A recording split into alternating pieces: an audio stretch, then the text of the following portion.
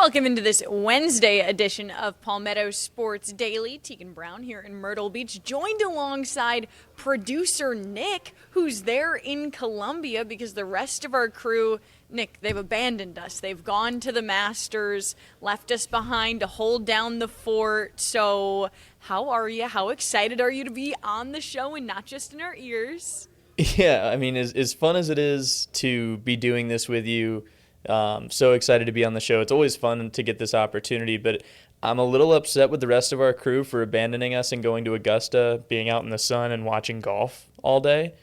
That's just, I mean, I don't know. I'm pretty jealous. I got to be honest. Yeah, I mean, I personally think I still have to text one of them a merch list and ask them to get me something because I didn't do that last year, and I regretted it immediately after, especially after I went to the Charleston Open this past weekend, got some cool merch there. Got to keep building my collection. But Yeah. like you said, we have our crews out there, so we're going to toss it over to Carmine and Caroline at the Masters. Here at Augusta National, Carmine Jumay, Caroline Soro, the Fox Carolina and Palmetto Sports team on Palmetto Sports Daily. And Caroline, last year I was standing right in this same spot, giving my first impressions of Augusta National, the Masters. So with this being your first time here, your first impressions and what you want to communicate to the people about actually being here, if maybe they haven't, they're not as lucky as us. Yeah, well, first of all, if you can't tell by just kind of looking at our surroundings here, for those of you that haven't been yet, it's gorgeous here at Augusta National. I mean, I think I've been so surprised just by how green everything is, which sounds really silly, but I mean, this grass looks like neon green behind us here. All of the plants are gorgeous. I mean, just if you're walking around, looking around, I think I said to you earlier, I don't know where to look. I mean, I'm looking over here at this, I'm looking over here at this. And so it's a really cool experience. And I think what's like also interesting about it is when we were driving in, you couldn't really see any of that. The parking lot just looks like a regular old parking lot. When you're driving in, it's just a regular old road. And then we got through security and came on in. It's like, wow, this is incredible. So I think just the sheer like beauty of everything and just like looking around at all the plants and the trees and stuff like that has been, aside from the golf, we haven't even really seen much of the golf yet. We've just seen kind of some of the grounds and the property here. And I don't know about you, but it's gorgeous. Yeah, second time around, still the same effect. Awesome treatment for the media here with the free grab-and-go food, free dine-in restaurant, also free coffee, free drinks, beer. All the Not things. right now. We'll see about later. When we're off the clock. Off the clock, when we clock out and we head, get our work in. Okay, so now let's get to the golf, Caroline, because we have a few guys with Carolina ties, specifically South Carolina. Of course, Dustin Johnson, 2020 winner. Fell off recently after joining LIV, hasn't been as competitive, but Coastal Carolina University and Columbia native. But as far as us in the upstate, we have Andrew Novak, Wofford College legend from Spartanburg area, but he grew up on the coast of South Carolina in Kevin Bilodeau's neck of the woods. Hey. And SoCon Player of the Year. He has one win on the PGA Tour. That was last season with Ben Griffin. Now they're both here. Not teaming up, obviously, but they're both playing in the Masters for the first time. And also, Jacob Bridgman is playing in the Masters for the first time from Inman, South Carolina, Chapman High School. Now he lives in Greenville. He does. And a former Clemson All-American. So very excited to see him leading the PGA Tour in money earned this season. Early season, yes, but he did win the Genesis Invitational Tigers tournament. 6.5 million is what he's earned so far this year. That was his first win this year. Only 6.5 million. He could afford a pimento cheese sandwich. A few. Yes, he could. And so he's really, looking to excel after his first career win, heading into his first career Masters. Yeah. And we got some good storylines for local guys playing in their first Masters here. Yeah, absolutely. I mean, there's a slew of local guys that we'll be trying to keep up with and follow along as the weekend goes on. But I mean, when we're just looking at the leaderboard and stuff, I mean, this is everybody that we would want to see in this setting, right? I mean, you have our local guys in Bridgman and Novak, but you also have the top names in golf that are up on that board. We saw Rory McIlroy getting some putts in on the putting green a little bit ago, and of course, Scotty Scheffler is up there. I mean, all of these guys that you just just mentally associate with golf. They're all here. And so especially for those two local guys to earn the right to play here, I mean, it's a smaller pool than there are at most of these big time major tournaments. So for them to earn a spot to play at the Masters, I mean, that's a very big deal, huge. just to physically be on the grounds here and competing in the tournament. That's as big of a deal as anything else. So we're going to have a lot of really, really cool stuff there as well. And of course, we're also going to get to talk to a little bit of the patrons that are here, kind of going through some of the motions and go into the gift shop and stuff. How about that line at the gift shop? Pretty long we're line, out there. pretty long line, and lots of big bags that people were walking out with. So I'm interested to see if the nerves inside the gift shop match some of the nerves of the first timers on the golf course. True. We're going to see the par 3 contest. We're going to see Novak. We're going to see Bridgman. And 22 players in this field playing in their first Masters out of 91 total golfers. They like to keep that field below 100. So we'll see what happens, and then which of the favorites emerge. Bryson DeChambeau has finished top 6 the past 2 years. He was in that final group with Rory last year. He won the last 2 Live Golf tournament events. Just beat John Rahm in a playoff, another favorite. So he's coming in top of his game. I saw a quote. He said he feels like this is the best he's playing in his entire career. So we'll see, because he's got 2 majors, no Masters. That would be a huge feather in his cap, obviously. Scotty Scheffler with the 2 Masters. John Rahm has 1. Rory now has 1. So who's going to emerge? But right now it's about the par 3. We don't want to get too far ahead of ourselves. We've got the fun day kind of going on here. So talk to the patrons. And then that competition starts up tomorrow. The real competition. The real competition. So it should be a pretty fun week here. And I think a topic of conversation lately has been the weather of everything as well. I mean, you can tell by looking at where we're at, but it's gorgeous out here. And I think sometimes there's a rain day mixed in when things get bumped back a little bit, or, then the course gets all soggy and stuff like that. But there's no rain in the forecast as of right now. I am not Kendra Kent. I'm not a meteorologist, but there's no rain in the forecast, which means the course is going to be playing a little bit differently. So we'll be investigating that as well, just how that's going to affect the greens and how the players play their game out here, because it is one of the hardest golf courses to play. Yeah, very firm. Statistically, yes. As Scott Van Pelt also said. Firm out here. That's what they're saying. Yes. So, we're going to be looking into that as well and just see how it's going to affect things, especially as it gets into the later days of the tournament too. Yeah, so make sure to stay tuned. FoxCarolina.com, our mobile and streaming apps. But for now, it's all about Palmetto Sports Daily. So for Caroline Soro, I'm Carmine Jamay. I'll toss it back to you guys. Well, thanks, Carmine and Caroline. It looks like they're having a ton of fun out there, Nick, and I am glad that the weather is going to cooperate.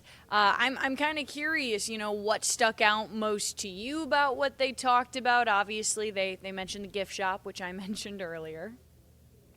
Yeah, so for me, I think the biggest thing is the grab-and-go food. They just have free food, like all these pimento cheese sandwiches that people get so excited about, and you've got all these different goodies. Like that just, I don't know, I'm still, all I did from that was get jealous again, I think.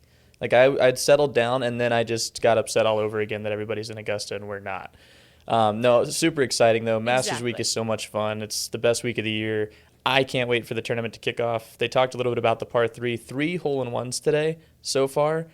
Super impressive from the field. Should be a really fun week, Teagan. Yeah, it definitely should. And I always love seeing all the videos of the professional golfers and their kids out there. There was the really good video of Rory's daughter, who I think it was last year, maybe the year before. I think it was last year. She hit the putt, just barely touched it. And then, it's rolling and rolling and it makes it in. And this little girl has no care in the world. Her older sister comes up to her and scoops her up. And the kid's just all right, enough. All I did was hit the ball in the hole. That's it. So I always love seeing all of those videos. But yeah, the food definitely stuck out. The grass super duper green, like she said. So yeah, it just looks like they're having a ton of fun out there. But don't worry, we're holding the fort down here, and we're going to talk more Masters on the other side of the break.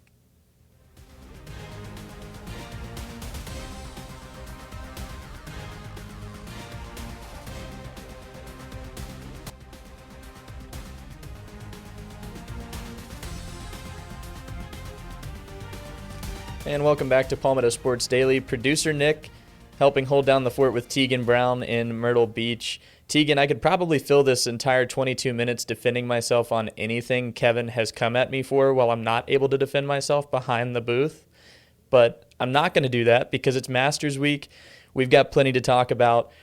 Rick Henry down in Augusta, he got the chance to catch up with some of the rookies who were getting ready for the tournament. Take a listen. Greetings from Augusta National. It's a great day for a practice round at the Masters. Rory McIlroy is hoping to join Jack Nicklaus, Nick Faldo, and Tiger Woods as back-to-back winners of the green jacket. Then you have guys playing in their first Masters. Former Clemson star Jacob Bridgman qualified for the Masters after competing in last year's Tour Championship. He attended the Masters as a youngster. Thursday, he will take his first swings in golf's most prestigious tournament. Yeah, I was sitting on the couch yesterday thinking, like, man, it's already Monday night. I've already been out here for 2 days. I wish it was going a little slower.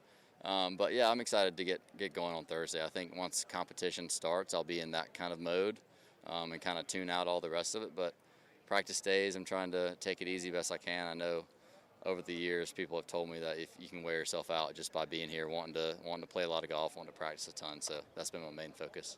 I think I've always wanted to be a professional golfer.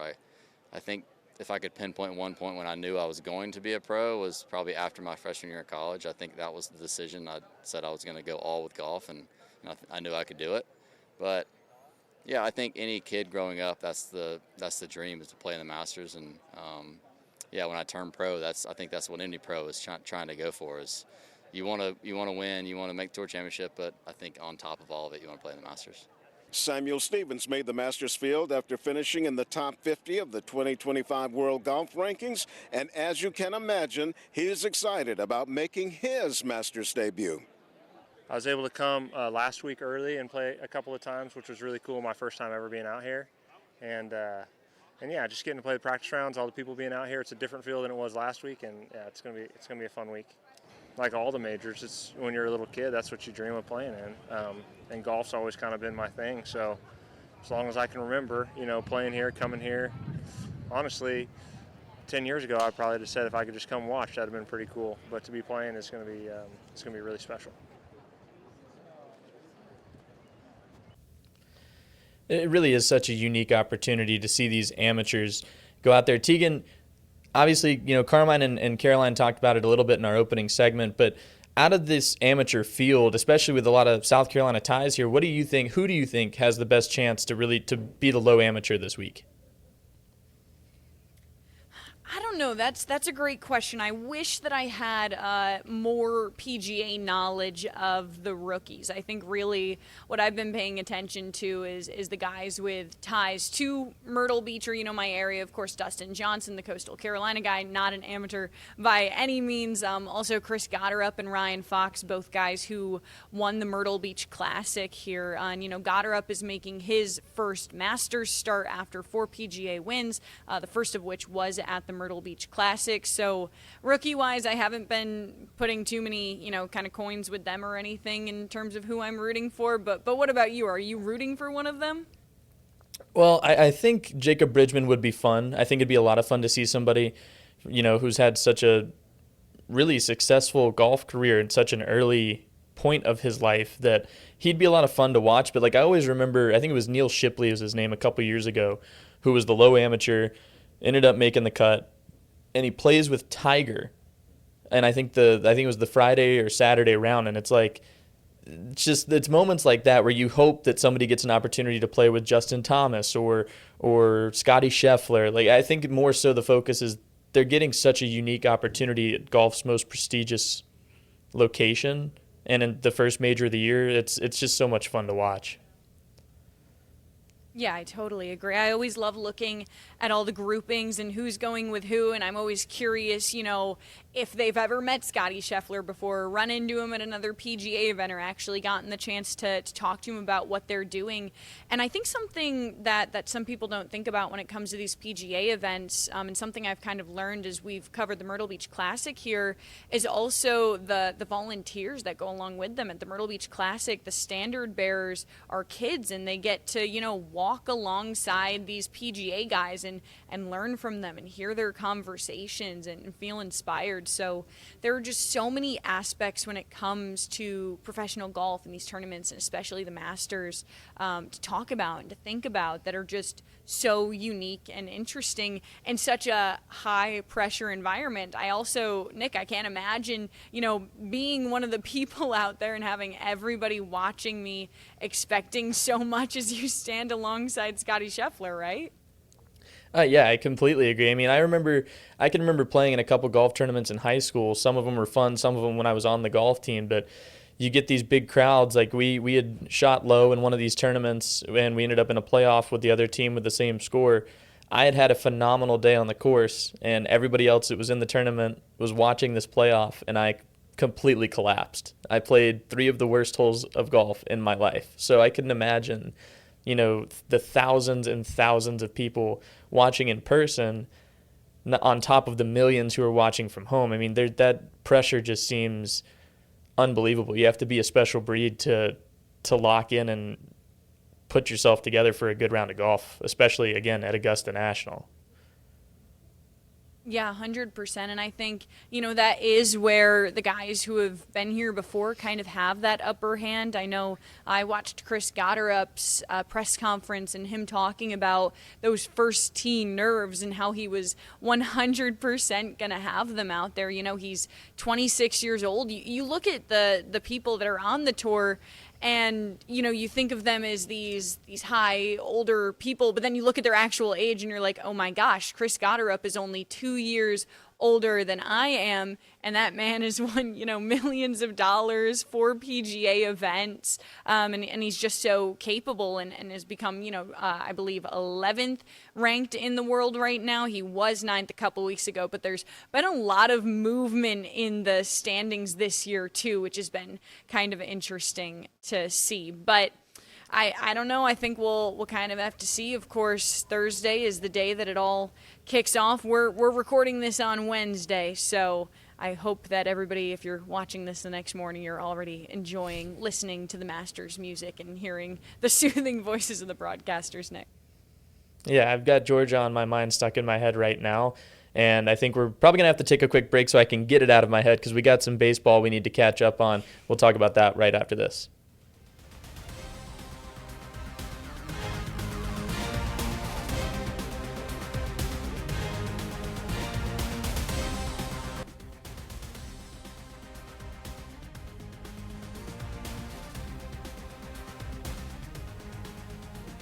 Welcome back to Palmetto Sports Daily. We just spent a whole bunch of time talking about the Masters, but it is now time to get back to talking about baseball season because we are still in the midst of conference play, but of course we've got to talk about those midweek matchups. Coastal Carolina taking down Wake Forest last night 2-1. Not the, offensive spark performance they found the last time they played the Demon Deacons, because if you think back to the beginning of March when we were chatting about that game, Coastal Carolina came out on top 10-4 after a huge 7-run surge in the 6th inning in that matchup. Not exactly the story last night. Coastal Carolina mostly relying on pitching, which has been pretty stable in their midweek games. It's just when it comes to game 3 of weekend play, usually Sunday, of course, minus this past Easter weekend, is when they tend to struggle with what their lineup will look like. And just a reminder,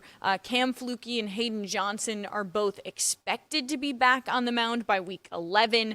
We haven't gotten an official confirmation, but they're hoping to be back by then. So hopefully that can help adjust the lineup as they get to the end of conference play. But now Coastal Carolina hitting the road this weekend to Arkansas State. The Red Wolves are 5th in the conference standings. Coastal Carolina is at the top of the conference standings with an 11-1 record. They're also ranked 11th in the country. And yeah, this is a look from this past weekend against South Alabama, and just the huge sigh of relief that the Shawns had after securing the series win over the Jaguars 2-1. That one loss is, again, their only conference loss of the year. And Nick, I know that Gamecocks baseball has not exactly found the success that Coastal Carolina has either this season or last season, and it seems to continue to be a trend here. Yeah, it's just spiraling out of control at this point. I do quickly want to say, like, Coastal, as good as they've been to this point, to not have Hayden Johnson and Cam Flukie, when they get them back, and again, they're winning all these Sun Belt series, they're cruising through the conference schedule, they're going to be a really dangerous team.